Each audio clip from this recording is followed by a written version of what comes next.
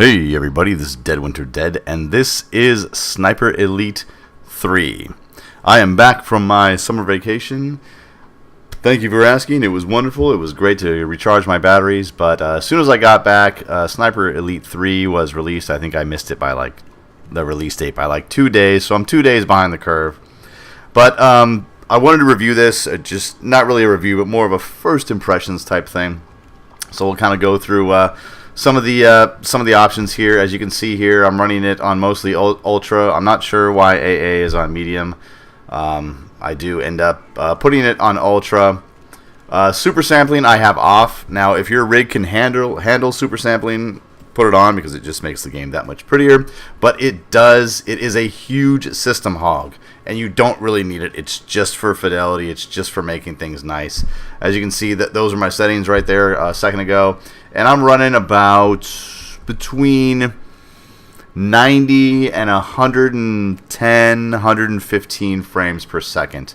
I had it turned down to all medium at first because I wasn't quite sure what the resources were going to be like, how much of a resource hog this game was going to be. And I was way up in the 200s. I'm running two NVIDIA GTX 780s, EVGA Superclocked series.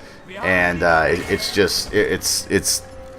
it's a pretty well optimized game so far, which is not too common with PC titles. Usually it's not really optimized all that well, and they have to do patch after patch after patch, and then the two big driver companies, AMD and NVIDIA, have to come out with patch after patch. So this game is actually going to run like butter smooth in the next couple of weeks, maybe couple of months, depending on how quickly the additional drivers get out from AMD and NVIDIA. Because out of the box, so to speak, and by that's just a term. I bought this on Steam, but quote unquote out of the box, it ran smooth on my machine. So I will assume that it will run fairly well for most people with a medium grade rig and up. And for those of you on next gen, it should run absolutely just fine. The performance should be pretty seamless, across the board, whether you're Xbox One or PS4. And right here, beautiful triple kill. You guys didn't see the last guy on the kill cam, but there you go, triple kill.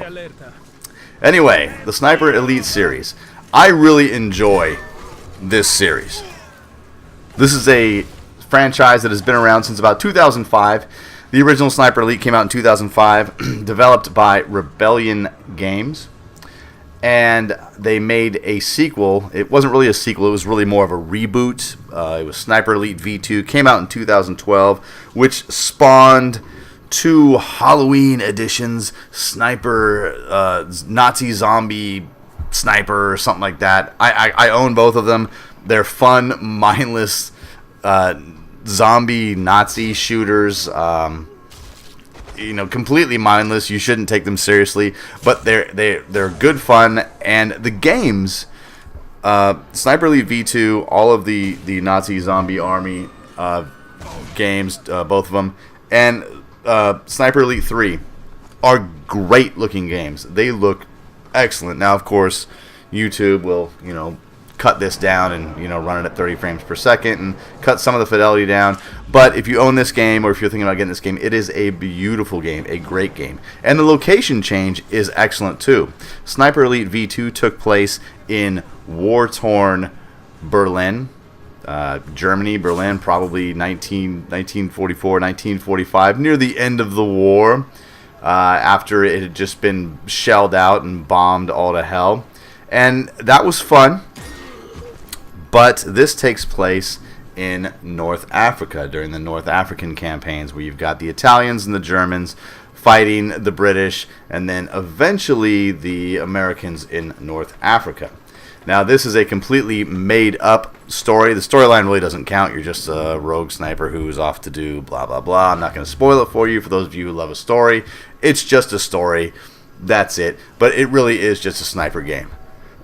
Excuse me. Now, for those of you wondering, this is not a sniper simulator. There are varying difficulties in which you can, pump up the bullet behavior, make it so that wind as well as gravity affects your ballistics and whatnot. You can also, there's also a custom feature where you can make it so the enemy soldiers are complete mindless idiots, just rookies. They're bumping into each other like the Three Stooges, or you can make them elite soldiers where they become actually very effective.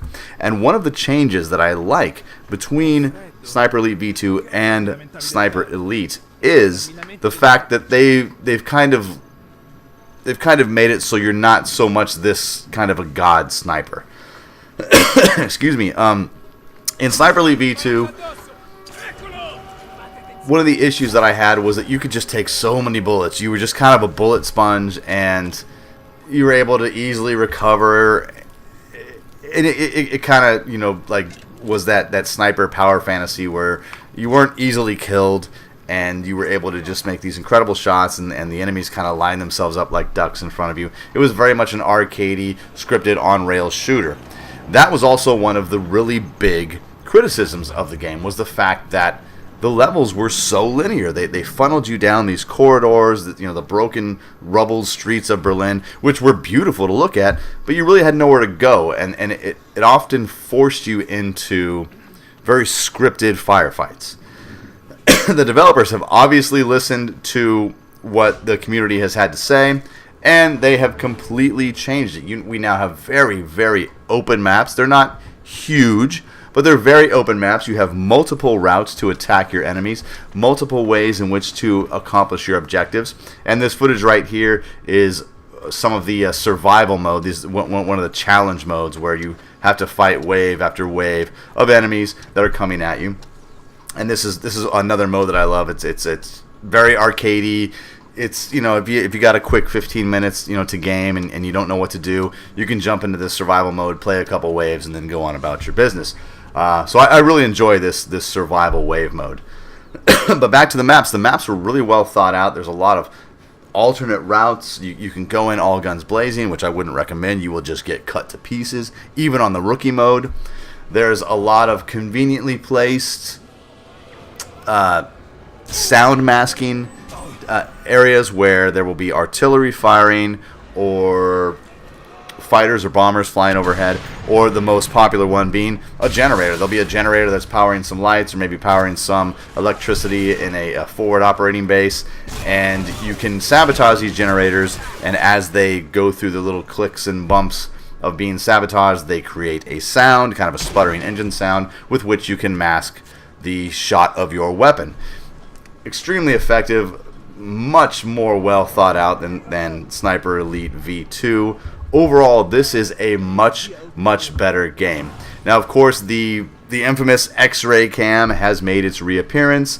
There is a slider in the options menu where you can turn it completely off, or you can have it so that almost every shot is an X-ray shot. And for those of you wondering, yes, the infamous double testicle shot is still achievable in this game, which just makes me cringe every time I see the testicle shot. One of the new and interesting upgrades of the X-ray cam is they have actually added more organs, as well as major arteries, veins, and muscle mass to the animated soldiers. So whenever the bullet passes, you can see the muscle group that it passes through. If it shatters, a bone, the tibia, the fibia, shatters a skull, shatters ribs, shatters spines. You will see that, as well as going through intestines, lungs, heart, and then of course the testicles. But it's an improvement on it. And yes, as fun as it is, yes, it can get old after a while, and it does sort of kind of choke the game in a little bit. If you have it turned up to a high frequency, every time you pull the trigger, you're put into this slow motion, follow the bullet across the landscape, watch it enter the Nazi soldier or the Italian soldier's eye and exit out the back of his head or crack his spine.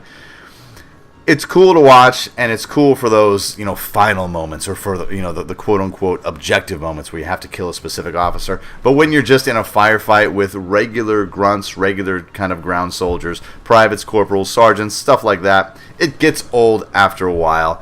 And I would recommend turning it down unless you're just a complete nut for the X-ray cam like this, and you just want to see it all the time. But anyway, guys, this is a fun game. Much improved over Sniper Elite V2. If you've got the extra coin, go out and pick it up. I highly recommend that you do. If you don't want to pick it up at full price, wait for a Steam sale, wait for a sale, pick it up used. Whatever you guys can do on consoles, I'm not quite sure. My name's Dead Winter Dead. Thanks for watching.